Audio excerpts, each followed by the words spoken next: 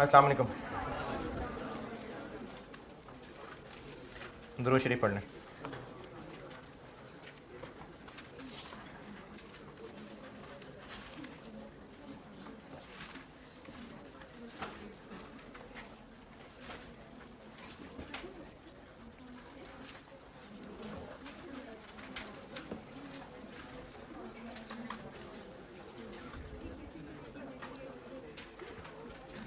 सवाल 2।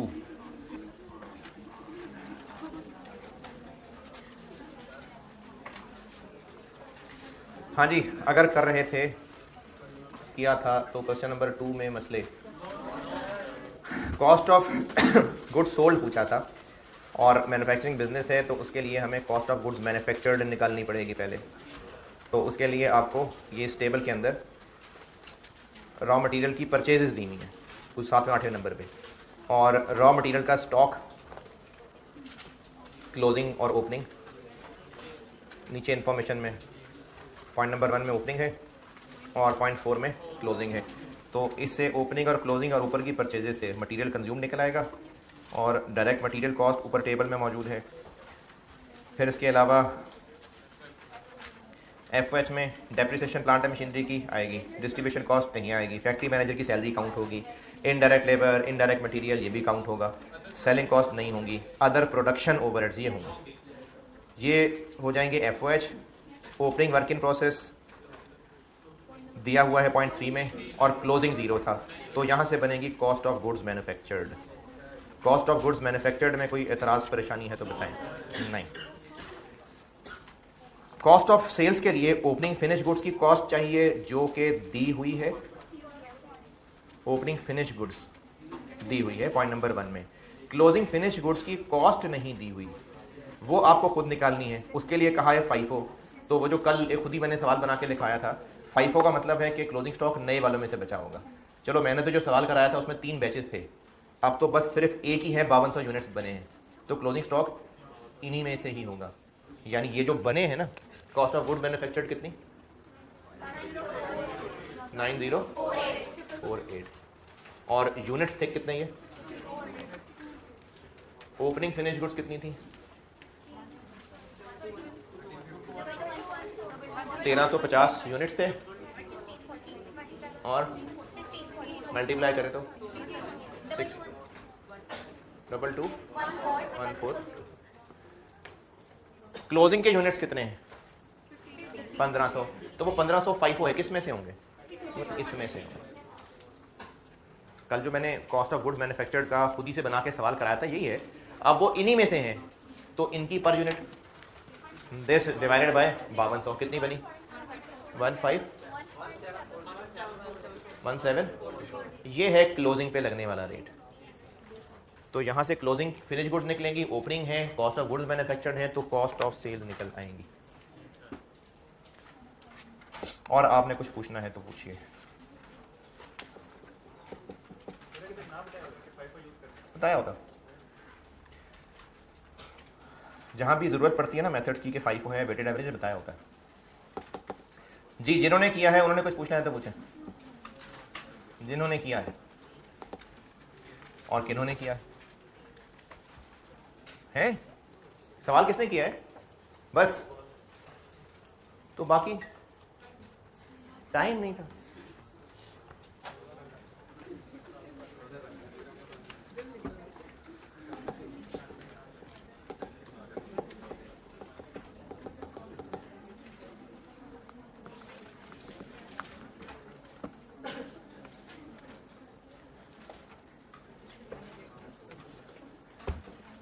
अच्छा, करनी तो आपने अपनी मर्जी है, लेकिन मैं आपको कम से कम इस बात का इजहार ज़रूर कर दूं, मैं बहुत सेंसिटिव टीचर हूं, मैं बहुत जज्बाती होकर पढ़ाता हूं और मैं चीज़ों को बहुत पर्सनल लेता हूं, और मेरा होमवर्क देना ये मैं उसको बहुत पर्सनल चीज़ दूंगा, और अगर आप होमवर्क नहीं कर रहे तो मैं उसको बदतमीजी समझूंगा। मैं ऐसे ही करता हूँ क्योंकि मेरे नज़दीक मैंने आपको कहा है होमवर्क करना है तो फिर कहा है।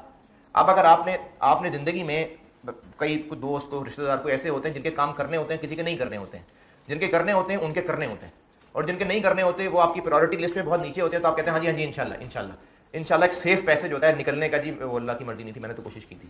तो जिनके काम नहीं करने होते हैं उनको इंशाल्लाह कह के छोड़ दिया जाता है, जिनके काम करने होते हैं उनको करने होते हैं किसी भी सूरत में। तो मैं अपने आप को यहाँ रखना चाहूँगा कि मैंने होमवर्क कहा है तो आपकी प्रायोरिटी है, अगर नहीं है तो मुझे ये बदतमीजी लगती है। तो इसलिए होमवर्क आप नहीं कर रहे तो मेरे नज़र में ये बदतमीजी, तो इसलिए मैंने आपको बता दिया कि आइंदा आप होमवर्क को ये ना करिएगा कि बदतमीजी करें। होमवर्क दे रहा हूँ तो आप कर रहे हैं। जिन्होंने किया है क्वेश्चन 2 में कुछ पूछना है तो पूछिए, नहीं पूछना। कल सवाल बोर्ड पे शुरू किया था, उसको खत्म करते हैं, फिर मैं एनआरबी पे आता हूँ।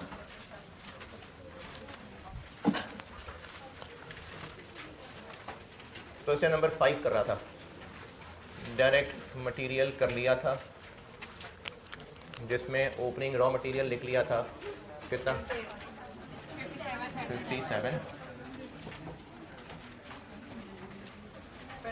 परचेजेस भी लिख ली थी 54059 और क्लोजिंग रॉ मटेरियल भी लिख लिया था 8065 51694। Direct material, direct labour cost,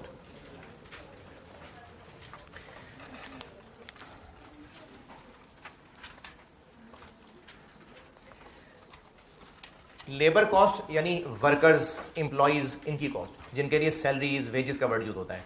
direct labour के लिए वैसे सैलरीज नहीं, वेजेस का वर्ड यूज होता है।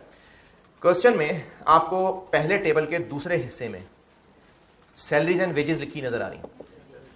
अच्छा, पहले टेबल का पहला हिस्सा कल कर लिया था जिसमें परचेजेस की डिटेल है, ये मैंने कल कर लिया था और बार बार तसल्ली से समझा दिया था। अब मैं ये उसके अगले हिस्से पे आ रहा हूं, उसमें है सैलरीज एंड वेजेस, तो उसमें वेजेस भी हैं। अदर इंफॉर्मेशन पे आते हैं। पॉइंट नंबर 2, पॉइंट नंबर 2 में कह रहे हैं कि जो सैलरीज एंड वेजेस आपको ऊपर नजर आ रही हैं उनमें 60% फैक्ट्री के लोगों की हैं, 40% एडमिनिस्ट्रेशन के लोगों की हैं। किसका 60 और 40? वो जो ऊपर 25 आ रहा है।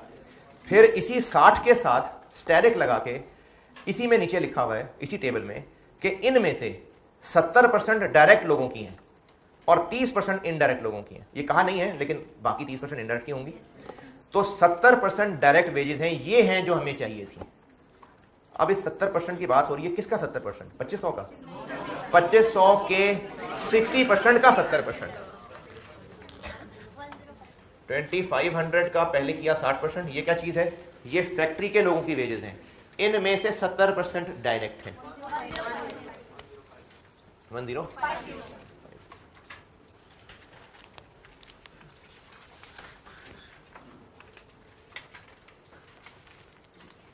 अच्छा, जिनको ना समझ आया करें ना वो हिम्मत करके फौरन पूछा करें, क्लास के एंड पे नहीं कि सर वो जो 25 मिनट पहले बात करें तो दोबारा बता दें। फौरन पूछा करें, ये पॉइंट ना समझ आया किसी को दोबारा। हमें यहाँ डायरेक्ट लेबर कॉस्ट लिखनी है। डायरेक्ट लेबर कॉस्ट का वर्ड डायरेक्ट वेजेस भी हो सकता है, डायरेक्ट वेजेस।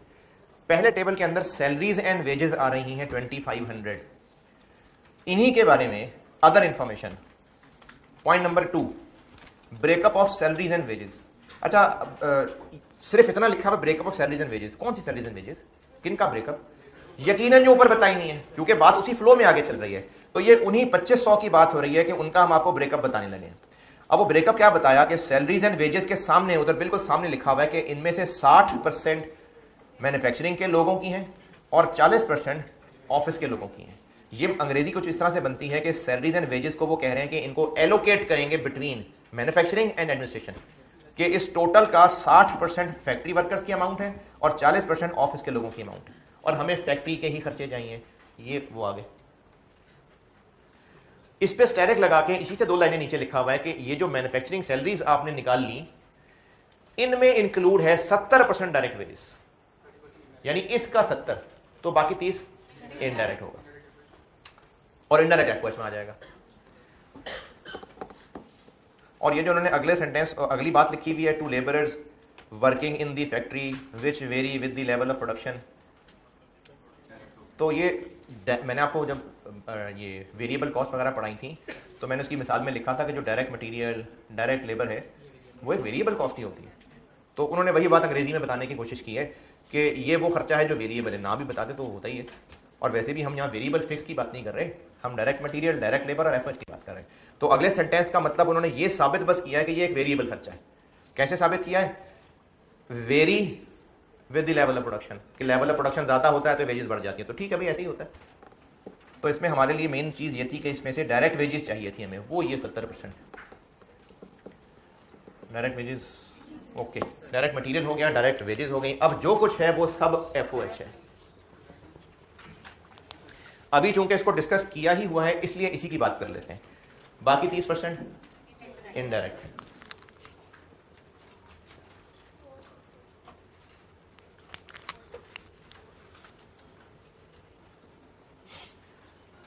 अच्छा, 2500 के 60% का 70%, तो फिर ये 2500 के 40% का 30% कर लें। ये बात इसके 60% ही की हो रही है, यही है जो फैक्ट्री का है।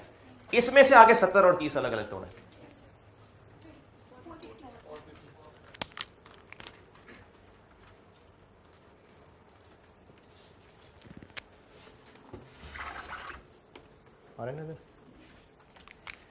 चलें अब वापस ऊपर चलते हैं। टेबल में से पहला हिस्सा हो गया, दूसरा हिस्सा detail of overheads. Rent, rent है 2700, लेकिन पहले देख लें किसका है। पॉइंट नंबर 1 अदर इंफॉर्मेशन में, पॉइंट नंबर 1 वो कह रहे हैं द ब्रेकअप ऑफ रेंट। कौन सा रेंट? वो जो ऊपर आ रहा है, इज एज फॉलोज।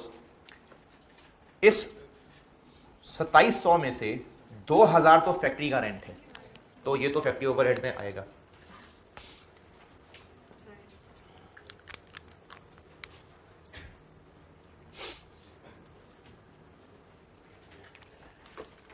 इसके अलावा हमने कुछ और जगह भी किराए पे ली हुई है। एक लिया हुआ है वेयर हाउस, ये गोदाम को कहते हैं, वेयर हाउस गोडाउन एक ही बात है। 500 इसका रेंट है। और एक हमने सुपर मार्केट्स में, जो बड़े बड़े स्टोर्स होते हैं, इसमें आप अगर किसी बड़े ऐसे स्टोर में जाने का इत्तेफाक हुआ जहाँ मुख्तलिफ शेल्फ्स होते हैं, तो उन्होंने ना कुछ जगह किराए पे दी होती है मुख्तलिफ कंपनीज को कि आए वो अपना यहाँ स्टॉल लगा लें। तो हमने एक बड़े से स्टोर में भी कोई जगह किराए पे ली है, यहाँ जाकर अपना स्टॉल लगाते हैं। ये 3 जगह हैं जो किराए पे ली हुई हैं। हम अभी सिर्फ फैक्ट्री की बात कर रहे हैं। जो फैक्ट्री का रेंट है वो तो यहाँ आएगा ही आएगा। उसके बाद जो स्टोर का रेंट है, वो स्टोर जो फिनिश गुड्स का स्टोर है वो फैक्ट्री के बाद की बात है।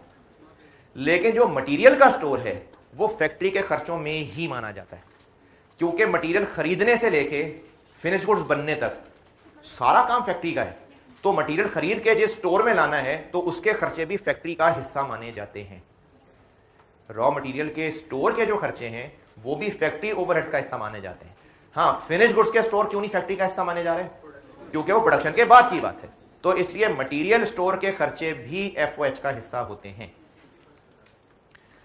बस ज़बानी याद हो जाएगी ना, लिखने की जरूरत ही नहीं होगी बात। हमने तो पैकिंग मटेरियल को भी मटेरियल ही कहा था ना कल। ऑयल भी मटेरियल था, पैकिंग मटेरियल भी मटेरियल था, डायरेक्ट, ये दोनों ही डायरेक्ट मटेरियल थे। मैंने कहा है कि जो मटेरियल के स्टोर के खर्चे हैं वो भी फैक्ट्री ही का हिस्सा हैं। फिनिश गुड्स के स्टोर के हिस्से फैक्ट्री का हिस्सा नहीं है, क्योंकि वो प्रोडक्शन के बाद की बात है। तो मटेरियल, रॉ मटेरियल एक ही बात है। इसके स्टोर रिलेटेड खर्चे ये भी सब एफओएच का हिस्सा होते हैं। अच्छा, इस बात को ना इस सवाल पे लिखने की बजाय अपने रजिस्टर में लिखिए तो ज़्यादा बेहतर है, क्योंकि आपके सारे नोट्स जो है ना वो उस रजिस्टर के अंदर है। क्योंकि कुछ सवाल आप एंड पे रिवीजन करते हुए क्या पता उन सवालों को करें ही ना, तो ये बातें रह जाएंगी। फिर तो रजिस्टर पे लिखेंगे ना, जो चीज़ भी आप कल को अपने लिए नोट लिखना चाहते हैं वो रजिस्टर पे लिखा करें, सवालों पे ना लिखा करें। मैंने कहा है कि जो मटेरियल के स्टोर के खर्चे होते हैं वो भी एफओएच का हिस्सा होते हैं। तो इस 500 में से 50 और 10 60% ले लेते हैं।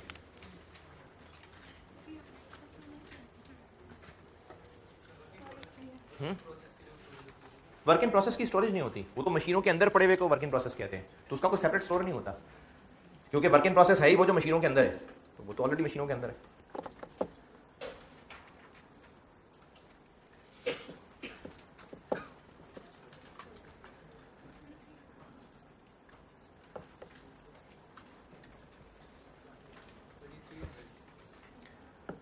जी कितना? 2300।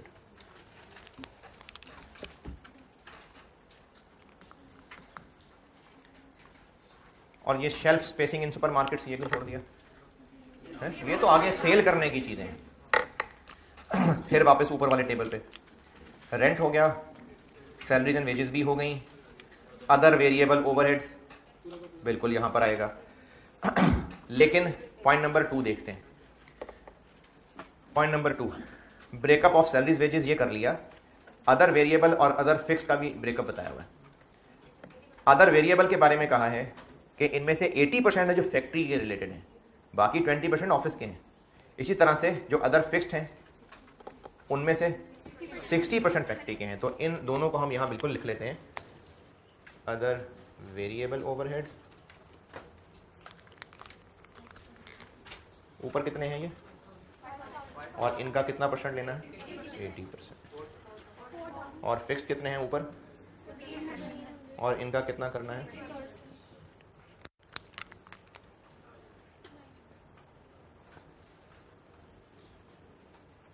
ऊपर क्या बन गया, 4000 और 900।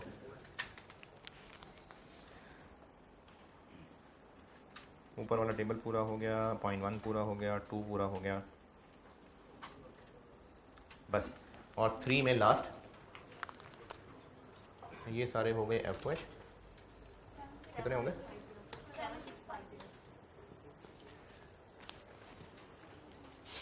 अच्छा अब यहाँ से ज़बानी सुन लें, यहाँ लिखूंगा तो नज़र नहीं आएगा। डायरेक्ट मटेरियल कॉस्ट हो गई, डायरेक्ट लेबर कॉस्ट हो गई, एफ एच हो गई, और इसमें आगे plus opening working process minus closing, तो वो कॉस्ट ऑफ गुड्स मैन्युफैक्चर्ड आ जाएगी। लिख लें वो दोनों और पूरा करके फुल स्टॉप लगाएं, फिर आगे चलते हैं।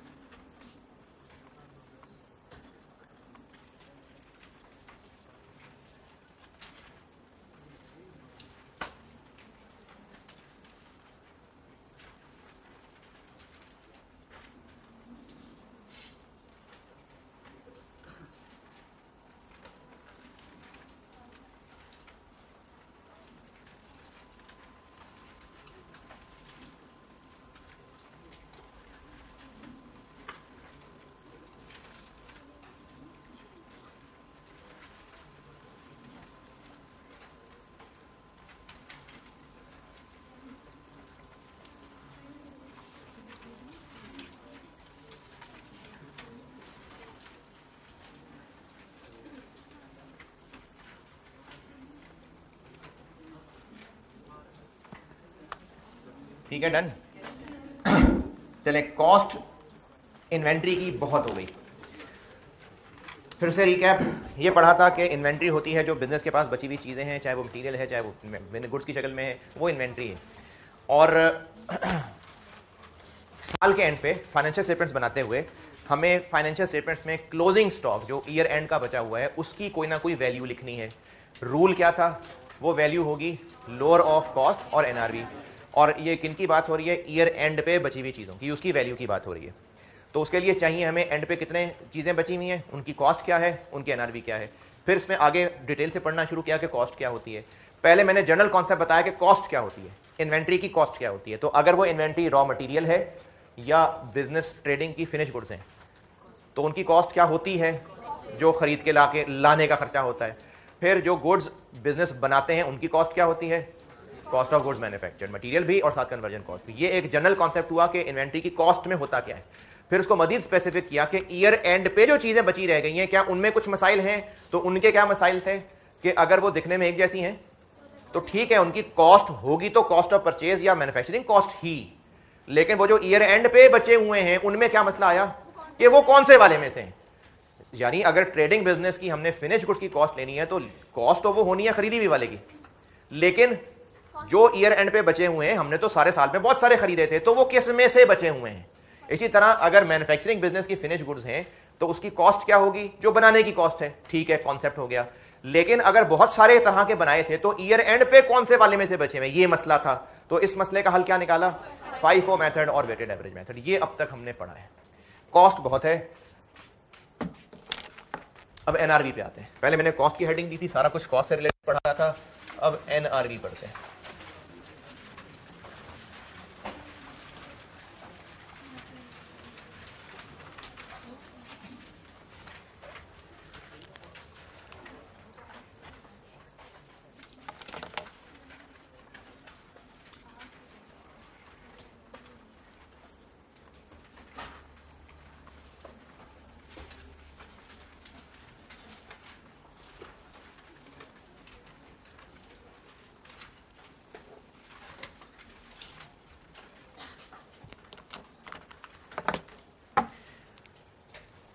एनआरवी का कॉन्सेप्ट समझ लें पहले, फिर फार्मूला बता देता हूं।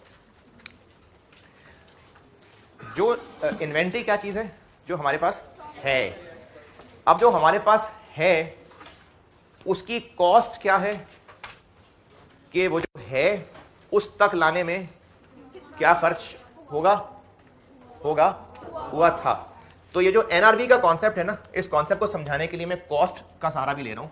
इन्वेंट्री वो है जो हमारे पास मौजूद है, इसको यहां तक लाने के लिए जितना खर्चा आया था पास्ट, ये कॉस्ट है। अब इसका क्या करेंगे हम आगे? इन्वेंट्री को क्या करेंगे? बेच देंगे। तो बेचेंगे फ्यूचर, तो इसको बेचने से क्या हमें नेट मिलेगा? ये एनआरवी है। फार्मूला लिखता हूं, पहले कॉन्सेप्ट बताया है।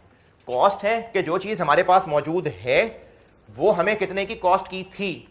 एनआरवी है कि फ्यूचर में जब हम इसको बेचेंगे तो हमें नेट क्या मिलेगा। ये एनआरवी है।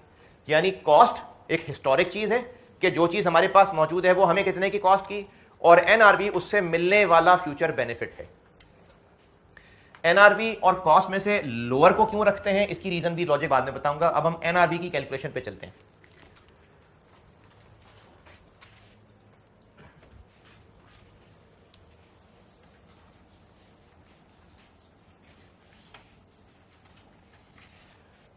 अच्छा, एनआरवी से ना किसी को कंफ्यूजन हो सकती है कि नेट का मतलब है कि शायद इसको बेचेंगे तो प्रॉफिट क्या होगा।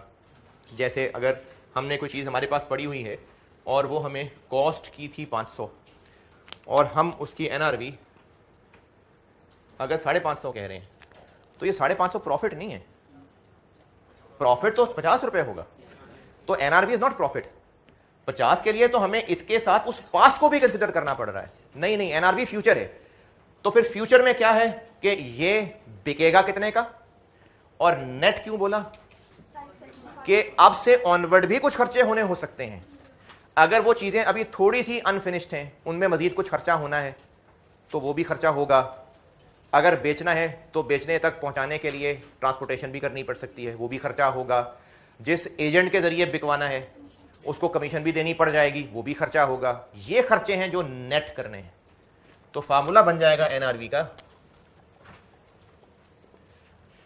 Estimated cell value, sale price कह लें, सेल वैल्यू कह लें,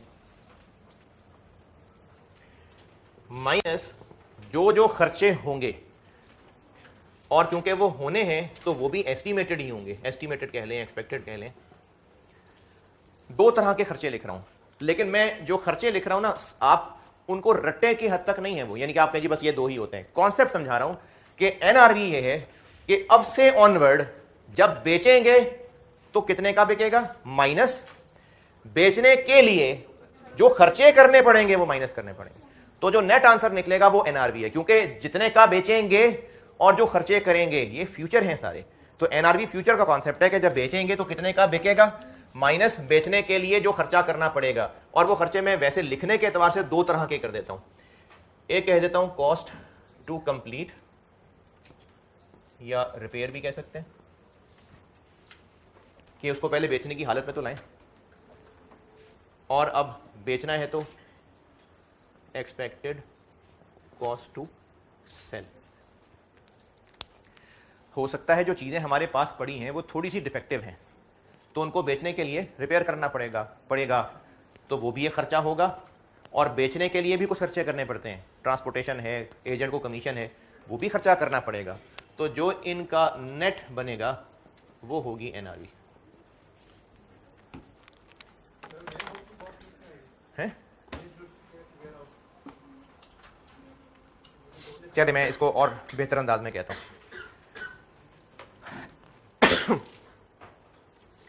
एनआरवी जितने की हम वो चीज बेचेंगे माइनस वो खर्चा जो बेचेंगे तो होगा। अब जो मैं कह रहा हूं ना कि बेचेंगे तो होगा, इसमें एक बात छुपी हुई है कि नहीं बेचेंगे तो नहीं होगा। तो यहां पर वो खर्चे हैं जो बेचने के लिए हैं, बेचेंगे तो वो खर्च होगा, नहीं बेचेंगे तो नहीं होगा। तो फिनिश गुड्स के स्टोर का रेंट नहीं, वो यहां नहीं आएगा। वो खर्चे आएंगे जो बेचेंगे तो खर्चा करेंगे तो बिकेगा, नहीं बेचेंगे तो वो खर्चा भी नहीं होगा।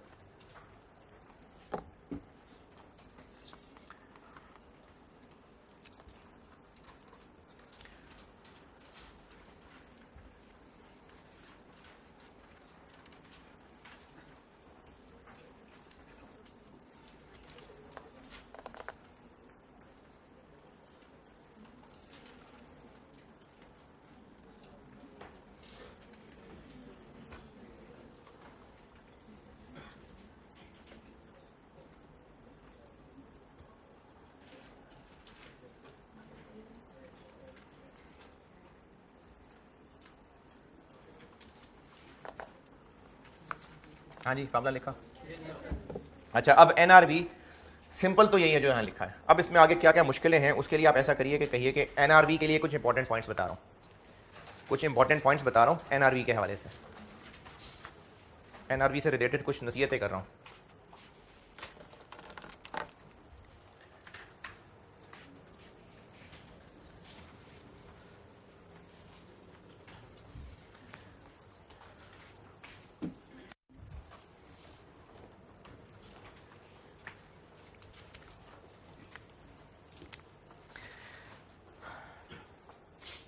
एनआरवी के हवाले से कुछ इंपॉर्टेंट पॉइंट्स लिखवाने लगा हूं, समझाता जाऊंगा और फिर लिखाता जाऊंगा। और जो मिसाल से समझा रहा हूँ आपकी मर्जी है, उस पॉइंट के बाद वो मिसाल लिखना चाहें तो लिख लीजिएगा, नहीं तो जो पॉइंट लिखवाया होगा वही काफ़ी है। एक बिजनेस के पास एक ही प्रोडक्ट है, ए बस, और इसके स्टोर में 500 यूनिट्स पड़े हुए हैं, एक जैसे हैं सारे, सब फिट हैं, बिल्कुल सही हैं सारे। तो इन 500 यूनिट्स जो स्टोर में पड़े हुए हैं, इन 500 यूनिट्स में से हर एक की कॉस्ट और उसकी एनआरवी का कंपैरिजन क्यों करना है कॉस्ट और एनआरवी का? बात शुरू यहां से की थी कि वैल्यू ऑफ क्लोजिंग इन्वेंट्री का रूल क्या है? लोअर ऑफ कॉस्ट और एनआरवी। तो हमने कॉस्ट निकालनी है, एनआरवी निकालनी है, उसमें से लोअर को वैल्यू ऑफ इन्वेंट्री कहना है। यही चैप्टर का नाम है, इन्वेंट्री वैल्यूएशन।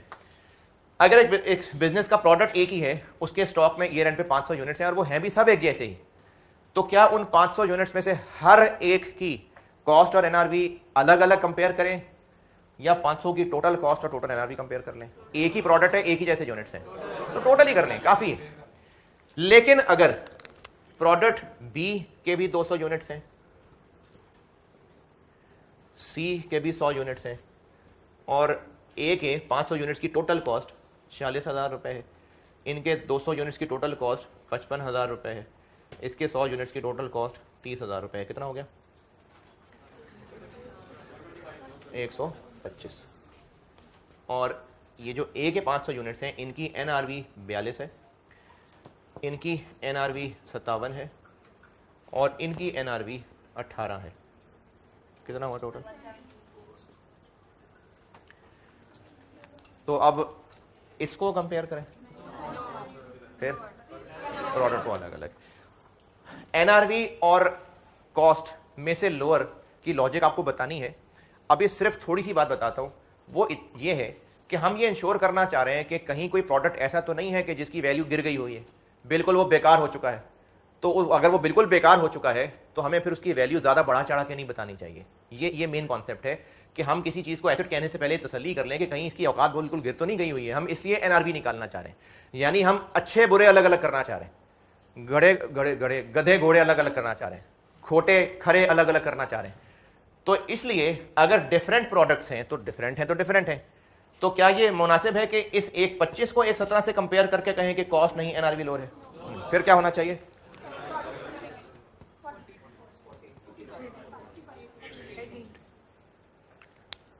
तो लिखें पहला point,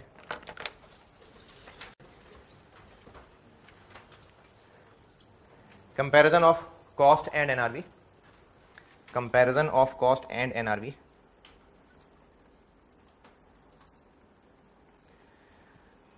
should be made separately for each product, should be made separately for each product. Comparison of cost and NRV should be made separately for each product. ये मैंने ये वाली बात समझाई।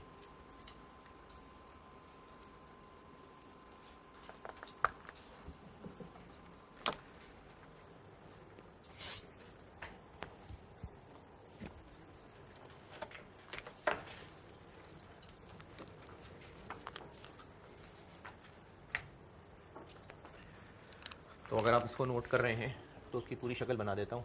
40, 55 और 18, तो ये होनी चाहिए इन्वेंट्री की वैल्यू। ये मतलब है इसका जो आपको बताया।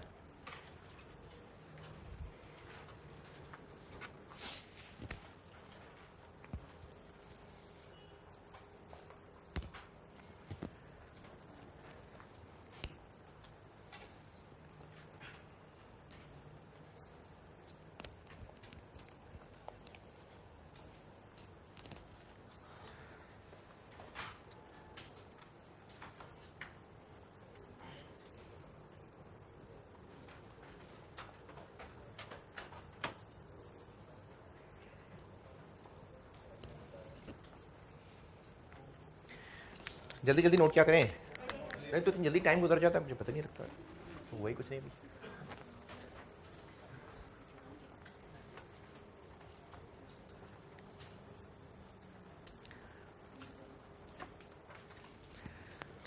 अगला पॉइंट समझें, उसमें से आधी बात अभी बता दी थी। अगर एक प्रोडक्ट है जिसके 500 यूनिट्स हैं, तो हम इन 500 के लिए हर एक की अलग अलग कॉस्ट और एनआरवी का कंपैरिजन करें। ये 500 के लिए टोटल कर लें। लेकिन अगर इन 500 में से 410 सही हैं और 90 डिफेक्टिव हैं, तो अब यकीनन इनकी एनआरवी कम ही होगी, क्योंकि तो फारे हैं, डिफेक्टिव हैं, सस्ते ही बिकेंगे। और कॉस्ट और एनआरवी का कंपैरिजन करने का मकसद यही था कि अगर बीच में कोई गंदे अंडे हैं तो उनको अलग किया जाए, उनकी अगर वैल्यू गिर चुकी हुई है तो उनको अलग किया जाए। तो अब प्रोडक्ट बेशक एक ही है, लेकिन अब हमें कंपैरिजन 500 की टोटल कॉस्ट 500 की टोटल एनआरवी से करना चाहिए। फिर इनको अलग टोटल बिल्कुल कर लें, उनको अलग कर दें। तो इसके लिए आपको बता देता हूं, अगला पॉइंट लिख लें।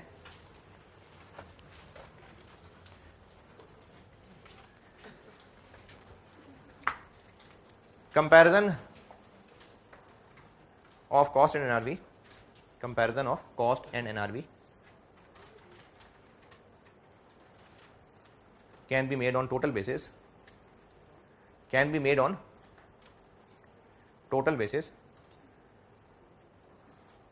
for all units of a product, all units of a product. However,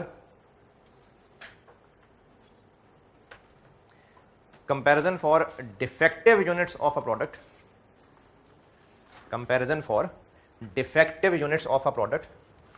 however, comparison for defective units of a product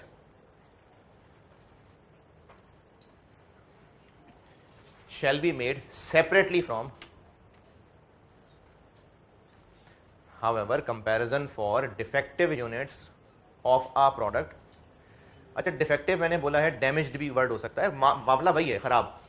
However, comparison for defective units of a product shall be made separately from good units of that product.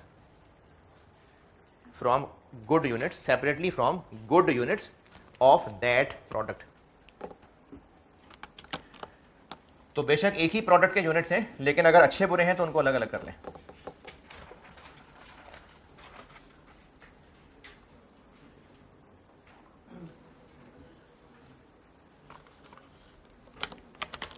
अगली बात समझ लें।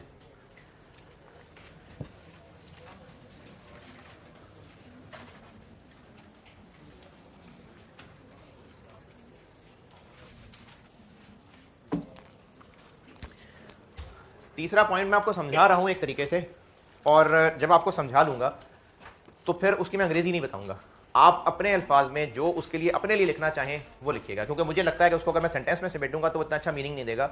मैं इसको एक chart की शक्ल में बताऊंगा, और जो समझाऊंगा उसके बाद फिर आप देखिएगा कुछ ऐसा लिखिएगा जो आपके लिए कल को पढ़ने में समझ आने में आसान हो। पहले समझ लें बात। हमारे पास स्टॉक में कुछ गुड्स पड़ी हुई हैं, और ये 30 जून 21 का वाकया है। एनआरवी क्या होती है फार्मूला? एक्सपेक्टेड सेल प्राइस, बस सेल प्राइस। मैं आपको 3 तरह की प्राइसेस बताने लगा हूं। 2021 में ऑन एन एवरेज यही वाला प्रोडक्ट सेल होता रहा है 80 रुपए का। अब हालात हो गए हैं चेंज, और फ्यूचर में एक्सपेक्टेड प्राइस जो हमें लग रहा है कि हम ये प्रोडक्ट बेच लेंगे, वो हम 70 का बेच लेंगे, क्योंकि मार्केट के हालात खराब हो गए हैं। और हमें यह भी पता है कि हमारे कंपेटिटर्स, जो कि इसी प्रोडक्ट के कंपेटिटर्स हैं,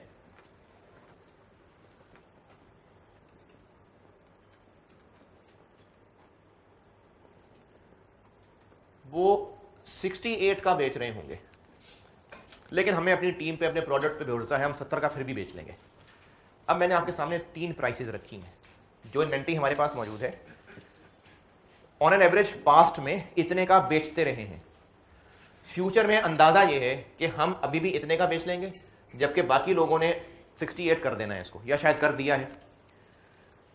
NRV कैलकुलेट करते हुए सेल प्राइस में क्या लिखें?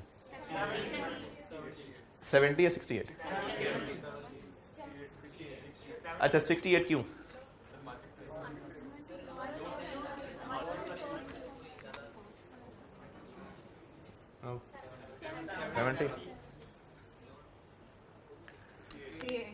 नहीं, वो तो मैंने पुराना वापस कर दिया। हम NRV के लिए सेलिंग प्राइस लेंगे 70, क्योंकि NRV ये होती है कि हम कितने का बेच लेंगे। और अगर मैंने आपको इस डाटा में ये ना बताया हो, बाकी दोनों चीजें बताई हो, तो फिर 68। क्योंकि अगर ये पता है कि अब मार्केट में प्राइसेस डाउन हैं और बाकी लोग 68 का बेच रहे होंगे, तो फिर हम भी 68 का ही बेचेंगे। और अगर ये भी नहीं बताया तो फिर 80। क्यों? क्योंकि अगर पहले का इतने बेचते आए हैं तो आगे भी बेच लेंगे। तो इन तीन में से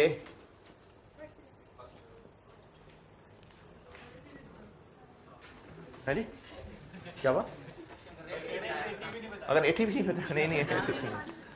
हाँ, ये हो सकता है कि 80 नहीं बताया, लेकिन ये पता है कि पिछले पूरे महीने में टोटल इतने यूनिट्स बेचे हैं, टोटल इतने रुपए के, तो डिवाइड करके निकाल रहे हैं।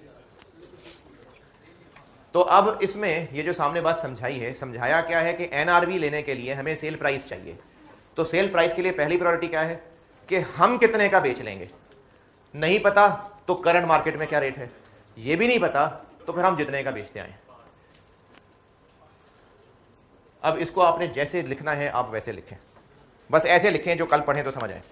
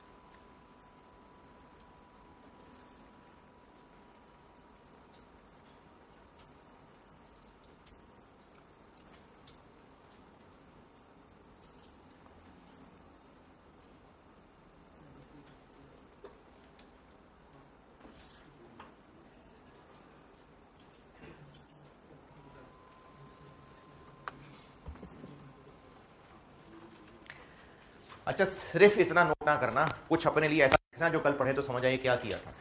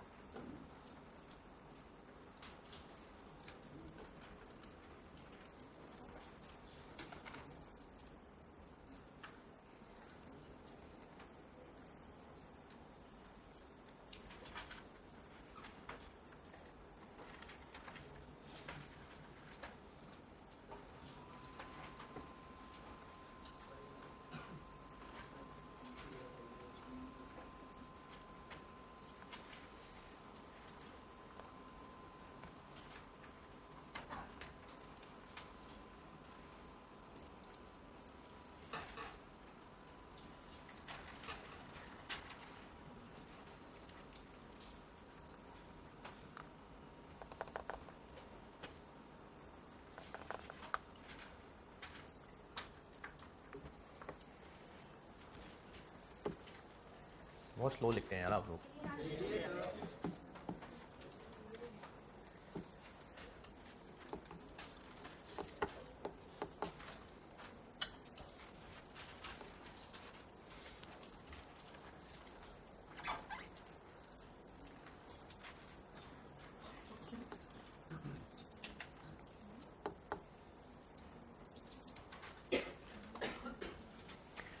चलें अगला पॉइंट समझें।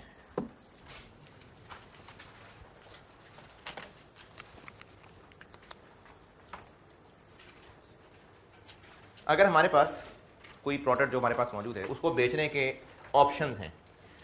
हम इसको लोकल मार्केट में बेच सकते हैं, 60 रुपये का बिक जाएगा, या फिर हम एक और मुल्क में बात की है, वहाँ से हम किसी तरह एक्सपोर्ट करके पहुँचा दें चीज़ को, तो उसमें ये होगा कि ये 90 रुपये का हम बेच रहे हों, लेकिन कुछ एक्स्ट्रा ख़र्चे भी आएंगे, और वो ख़र्चे आएंगे 25 रुपये के।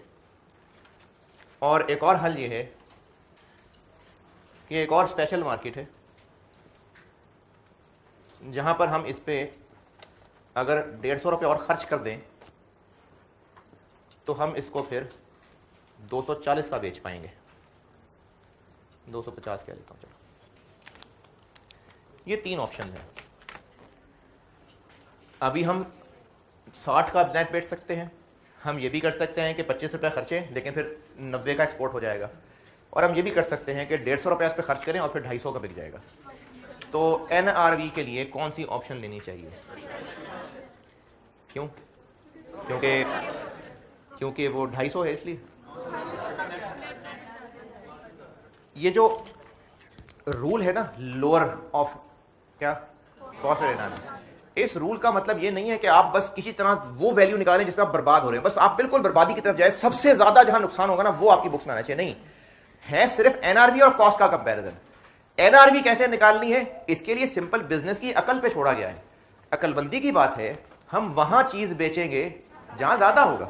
अब यहां पर हमें नेट 60 मिलता है, यहां पर नेट 65 मिलता है, यहां पर नेट 100 मिलता है, तो हम यकीनन इसी पे जाएंगे। तो अगर एक से ज़्यादा तरह की ऑप्शंस मौजूद हैं सेल प्राइस की, तो हम उन ऑप्शन को NRV के लिए यूज़ करेंगे जहां NRV ज़्यादा आ रही होगी। उर्दू में ही लिख लें, अगर multiple options to sell available हैं तो हम उस ऑप्शन वाली NRV को यूज़ करेंगे जो बाकियों से ज़्यादा आएगी।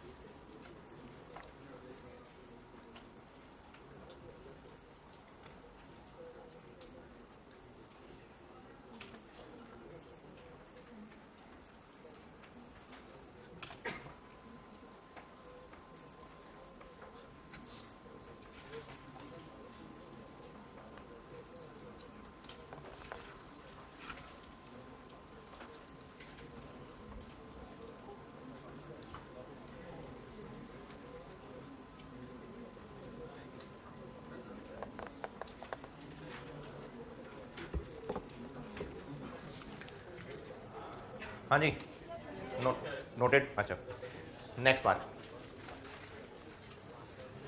और ये बस NRV की आखिरी बात।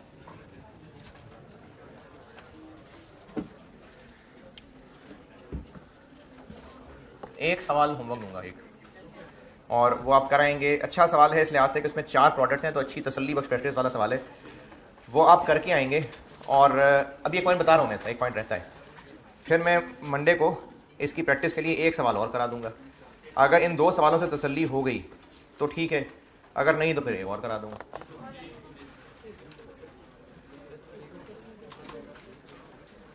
सवाल है इन्हीं नोट्स में से आखिरी, ये जो इन्वेंट्री वैल्यूएशन, अच्छा इन्वेंट्री वैल्यूएशन के नोट्स पे आ जाए ना, वो कॉस्ट ऑफ जो बेसिक कॉन्सेप्ट्स वाला था वो हो गया, इन्वेंट्री वैल्यूएशन वाले नोट्स में आए, उसमें आखिरी सवाल question number 8, superior enterprises. 4 products हैं और इसमें तरीका बताया नहीं था, तो फाइफो से भी कर सकते हैं, वेटेड एवरेज से भी कर सकते हैं। मैंने बहरहाल वेटेड एवरेज से करके दिया हुआ पीछे सोल्यूशन, तो आप इसको वेटेड एवरेज से कर लीजिएगा पहले, ताकि आपका सोल्यूशन टैली हो के आपको पता चल जाए सही किया है कि नहीं किया। लर्निंग के लिए अच्छा सवाल है। 4 प्रोडक्ट्स हैं, उनमें ये बातें भी प्रैक्टिस हो गई, ये वाली जो मैंने डैमेज वाली बात बताई थी वो भी प्रैक्टिस हो गई। तो इस लिहाज से अच्छी रीजनेबल सवाल है, कोई मुश्किल सवाल नहीं है, स्ट्रेट डेटा दिया हुआ है, लेकिन ये कि जितना पढ़ाया उसकी प्रैक्टिस आ जाएगी। तो उसके लिए आपको नसीहत ये है कि चूंकि प्रोडक्ट्स ज़्यादा है ना, तो सबको एक साथ शुरू करेंगे तो फिर मैं समझ जाएगा, तो एक एक प्रोडक्ट करके सॉल्व कर लें, फिर ज़्यादा बेहतर हल हो जाएगा। तो क्वेश्चन नंबर 8, सुपीरियर एंटरप्राइजेस, ये सॉल्व करके आइएगा। और इसमें मेथड नहीं बताया तो मैं कह रहा हूँ कि आप वेटेड एवरेज कर दें। किया फाइफो से भी जा सकता है, लेकिन मैंने इसको वेटेड एवरेज से सॉल्व किया हुआ है, तो आप फिर उससे टैली कर सकते हैं। सॉल्व करने के बाद पीछे सोल्यूशन देख के ये नहीं, आपसे मैं ये नहीं पूछवा रहा कि सोल्यूशन देख लेना सही किया हुआ है कि नहीं किया हुआ, आपने सॉल्व करना है, सॉल्व करने के बाद सोल्यूशन देखिएगा। चलिए एनआरवी से रिलेटेड लास्ट पॉइंट देख लें।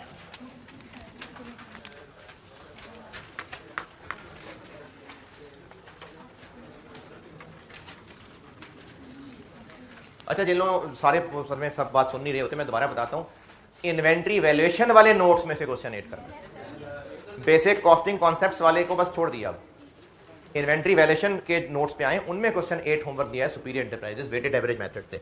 एनआरबी के हवाले से एक आखिरी बात देख लें। एक प्रोडक्ट ए के 400 यूनिट्स हैं हमारे पास, और ये सब एक जैसे हैं, फिजिकली सब एक जैसे हैं, और एक जैसे हैं तो मोस्ट प्रॉब्ली बिक भी सारे एक जैसे जाएंगे। इनकी जो कॉस्ट है, एफको मेथड फॉलो हो रहा था, तो कॉस्ट 20 रुपए पर यूनिट है, बल्कि 100 ही कर लेते हैं, आसानी हो जाएगी। और जो एनआरवी है वो 22 रुपए पर यूनिट है। इनकी वैल्यू निकालने के लिए ये भी कर सकते हैं कि 20 और 22 का मुकाबला करें, 20 जीत गया, और वैल्यू बना दें 20 इंटू 100, 2000। ये भी कर सकते हैं, और ये भी कर सकते हैं कि आप 2000 और 2200 का मुकाबला करें। ये क्या किया मैंने, टोटल कर लिया, और फिर इसको जिता दें, ये भी हो सकता है। तो दोनों ठीक है ना, दोनों में से जैसे मर्जी कर लें।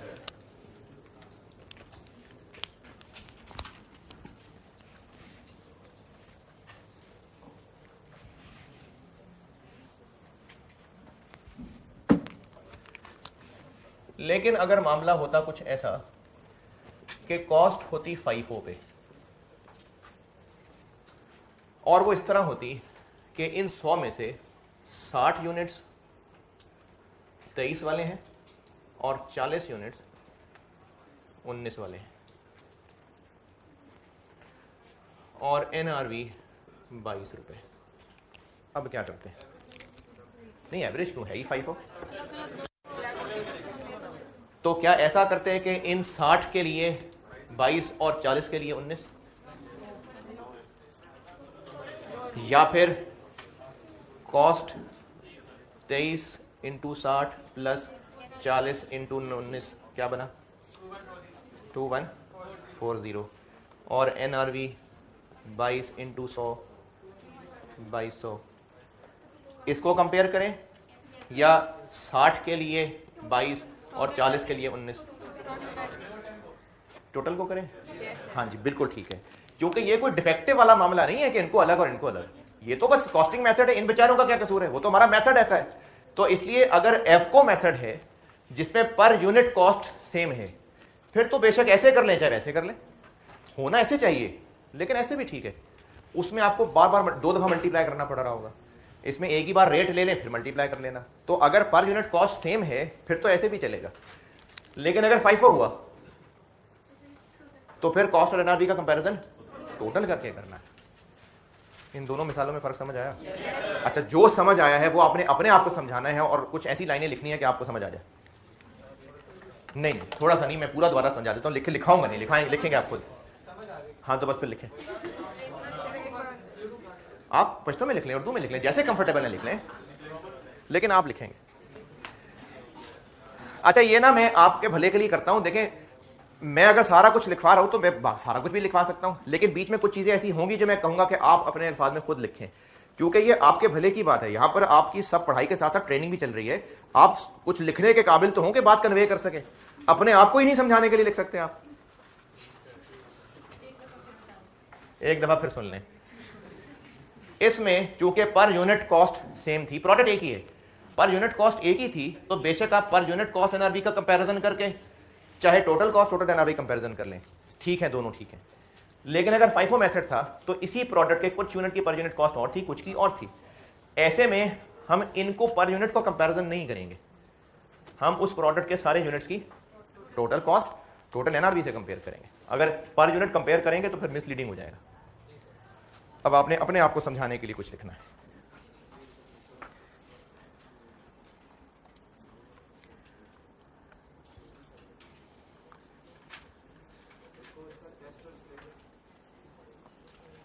हैं जी, टेस्ट यही जो इससे पहले बेसिक पढ़ा था। अब अगले हफ्ते से टेस्ट शुरू हो जाएंगे, तो टेस्ट में अभी वही है जो इससे पहले बेसिक पढ़ा है, बल्कि वो तो बहुत थोड़ा हो जाएगा। बस ये इन्वेंट्री वैल्यूएशन तक जितना अब तक पढ़ा है, थर्सडे को है ना, तो बस ये जितना अभी आज तक पढ़ा है। एनआरबी बता दी ना, तो थोड़ी सी एनआरबी भी आ जाएगी। नहीं, टेस्ट मंडे को नहीं है, टेस्ट थर्सडे को।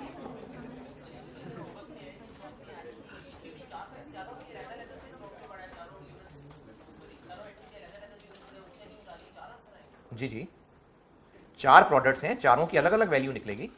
आपको क्लोजिंग यूनिट्स भी खुद ही देखने पड़ेंगे, क्योंकि इसमें ओपनिंग स्टॉक है, परचेजेस हैं और सेल्स हैं। पहले भी सवालों में किया था, क्लोजिंग स्टॉक खुद ही गिन के निकाल लिए थे। तो चारों, मतलब आप समझे 4 सवाल हैं, 4 प्रोडक्ट्स हैं, चारों की वैल्यू कैलकुलेट करनी है। इन 4 प्रोडक्ट्स में ना जितनी वैरायटियां पड़ी हैं सब थोड़ी थोड़ी टेस्ट हो रही हैं।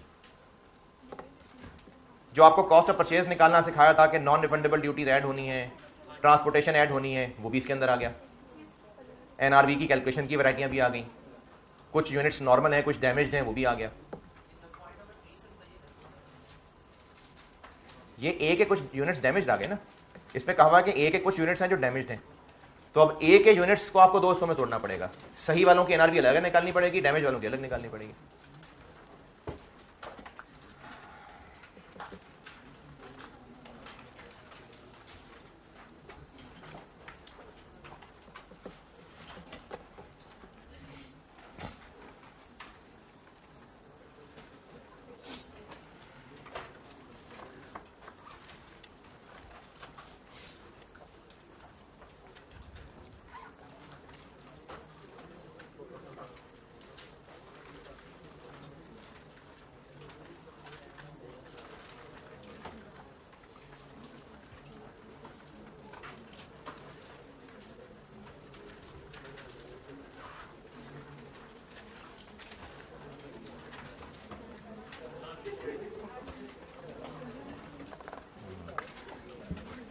हाँ जी, लिख लिया, ठीक।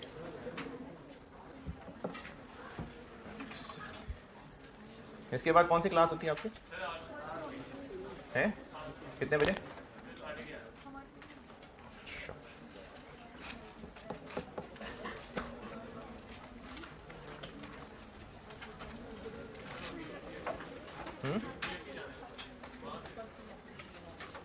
यहाँ और कौन सी होती है?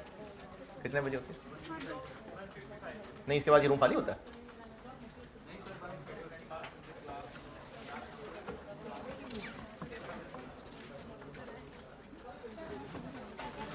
चलो ठीक है, मंडे को सही बात। ठीक है जी, अल्लाह हाफ़िज़।